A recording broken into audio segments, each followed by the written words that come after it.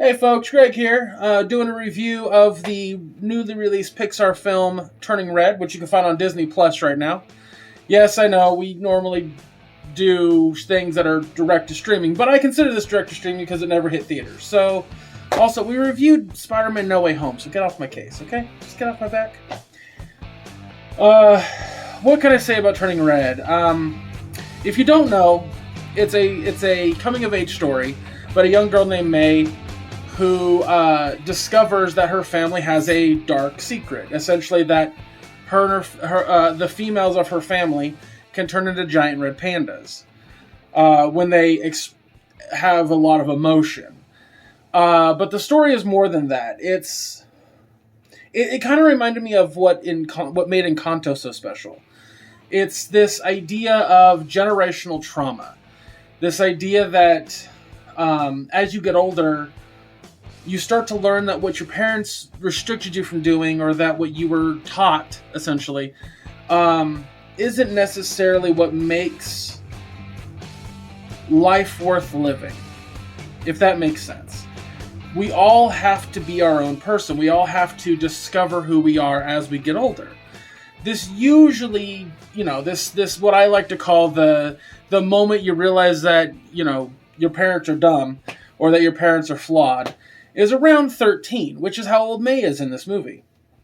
And her experience of, having to follow all these rules that her mom laid out for her, and kind of trying to come to terms with them and figure out how to go around them, and it falls into that generational trauma thing that I think a lot of people don't realize they have.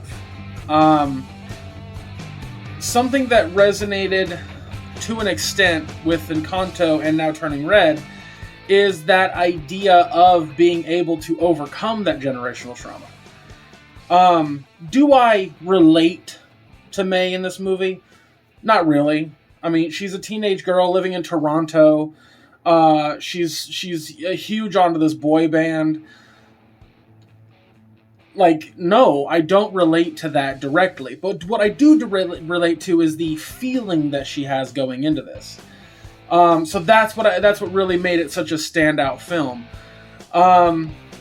The entire story is just fun to watch. There's a lot of really goofy moments. I gotta give credit's due. If you've seen the movie Mitchell's versus the Machines, there's a lot of moments in that movie where they make sure you understand you're watching an animated movie. And I fucking love that. Good lord, do I love that. And they do this a lot in this. They do that a lot in this movie as well. Just those quick shots of over the top expressions or gestures, and the reason they do that is because it's animated. Have fun with it. Go goofy a little bit, and it's just wonderful in that regard. So, like I said, it just dropped today as of recording this, March 11th, on Disney Plus. Go watch it with your kids, and if you're an adult watching this and you go oh, May should just listen to her parents, take a step back. Understand that when you were a teenager, you hated when your parents did that to you. And understand that trauma that you're laying on your kids might come back to bite you in the ass one day. So, I just ask a lot of adults to remember what it was like to be a kid. So, Turning Red, I'm going to give it, honestly, an A. Not an A+. I think that there's not a whole lot of nitpicky things that I can think of. I really, really enjoyed the movie. Nothing stands out. But I definitely also feel like I'm not going to want to watch this movie again. Because Encanto is an A+. I've watched it 3 times now.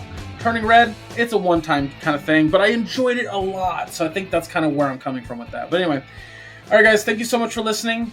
Go check out the newest episode of the podcast. We talk about The Boys Diabolical and the penultimate 2 episodes to the finale of Marvelous Miss Maisel. That's it. Follow me on all socials under Chubrock Geek, and see you next time.